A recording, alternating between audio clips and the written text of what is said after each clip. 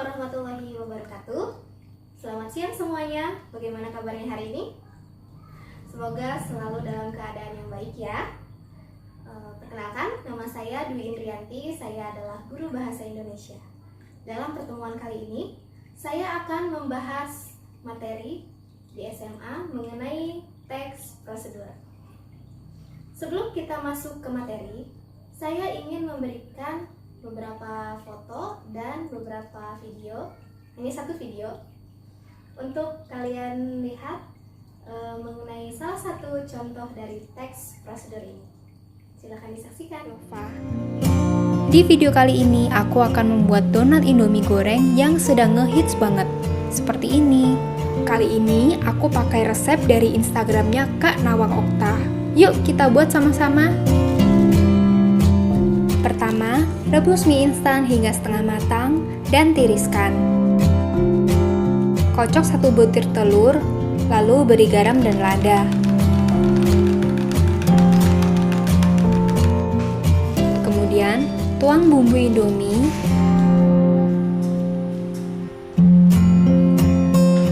setengah bagian telur, dan keju mozzarella. Kalian juga bisa menambahkan topping-topping lain sesuai selera. Lalu aduk hingga rata. Tambahkan juga potongan cabai bila kamu suka. Kemudian pindahkan ke loyang mini sifon seperti ini atau loyang donat. Pastikan loyang sudah dioles tipis dengan minyak.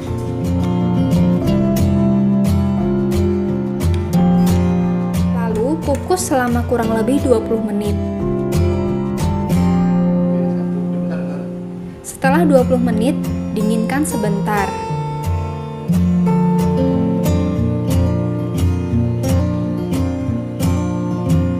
Jika kalian tidak memiliki loyang seperti ini, kalian juga bisa menggunakan loyang besar, lalu dipotong bulat-bulat seperti ini.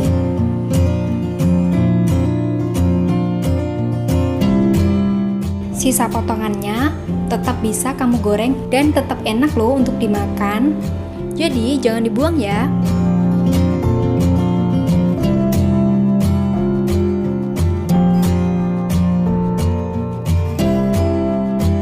Untuk lapisan luarnya, pertama lapisi donat dengan tepung terigu.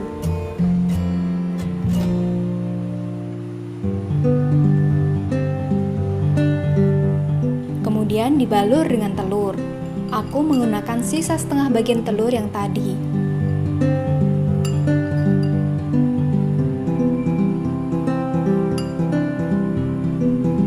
Kemudian yang terakhir, balur dengan tepung roti atau breadcrumbs.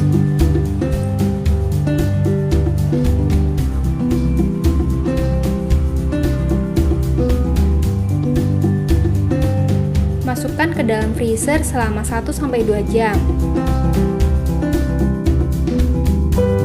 Kemudian, goreng menggunakan minyak panas hingga kuning keemasan.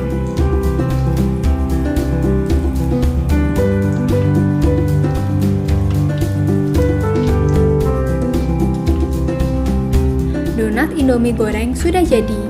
Kamu bisa menambahkan isian sesuai selera, seperti kornet, wortel, dan lain-lain. Pada dasarnya, cara membuatnya mirip dengan membuat nugget. Jadi, untuk yang sudah biasa membuat nugget di rumah, cara ini pasti familiar banget.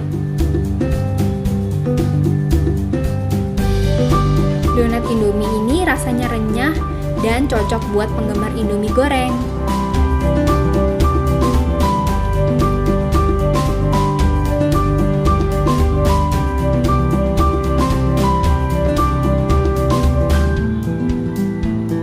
Terima kasih sudah nonton video ini. Like jika kalian enjoy dengan video ini dan jangan lupa subscribe untuk nonton video pavlova lainnya. Sampai jumpa di video resep pavlova berikutnya. Have a nice day.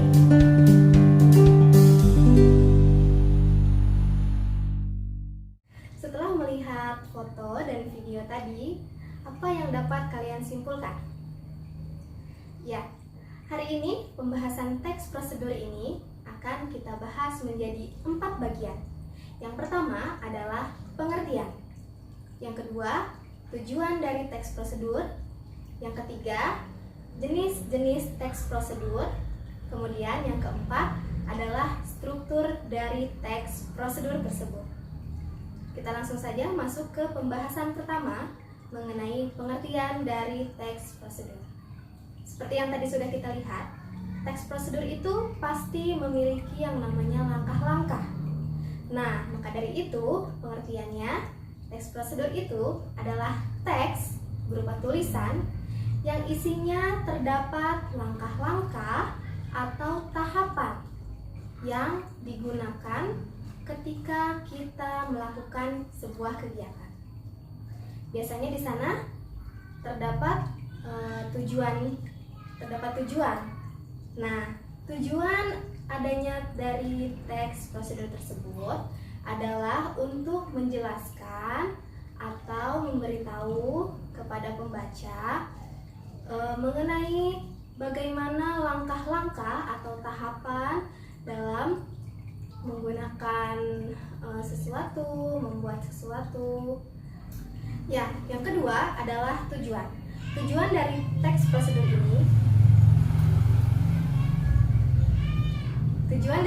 prosedur ini adalah untuk menjelaskan bagaimana langkah-langkah suatu kegiatan itu harus dilakukan dan harus tertulis secara berurutan. Nah, kemudian yang ketiga adalah jenis-jenis dari teks prosedur. Nah, seperti yang kita tahu, jenis-jenis teks prosedur itu ada 3. Jenis teks prosedur yang pertama itu adalah teks prosedur yang sederhana, di mana bahasa yang digunakan juga sederhana, langkah-langkahnya juga hanya sedikit, dan alat dan bahannya juga hanya sedikit. Contohnya, ketika kita mau memasak nasi menggunakan penanak nasi listrik. Nah, di situ kita tidak memerlukan bahan-bahan yang terlalu banyak dan langkah-langkahnya juga sangat mudah. Jadi, disitulah salah satu contoh tentang jenis teks prosedur yang sederhana. Kemudian yang kedua, ada teks prosedur yang protokol. Nah, perbedaannya teks prosedur protokol ini memiliki lebih banyak langkah daripada teks prosedur sederhana. Namun, langkahnya bisa sangat fleksibel. Contohnya, ketika kita mau membuat mie instan, ada beberapa orang yang ingin memasukkan bumbu untuk dimasak bumbu mie instan tersebut. Tapi untuk beberapa orang yang lain, ada juga yang memasak mie instannya bumbunya tidak perlu dimasak gitu, tapi langsung saja dimasukkan ke dalam mangkuk. Nah, ataupun misal ketika seseorang membuat makanan, ketika membuat makanan itu mungkin ada beberapa yang fleksibel, mungkin ketika dia lupa menaruh garam atau lupa menaruh gula. Nah, itu termasuk ke dalam teks prosedur protokol. Kemudian yang ketiga adalah teks prosedur kompleks. Nah, untuk yang kompleks ini tentunya dia tahapannya lebih banyak, lebih rumit, dan biasanya di dalam langkah-langkahnya itu terdapat sub langkah-langkahnya lagi.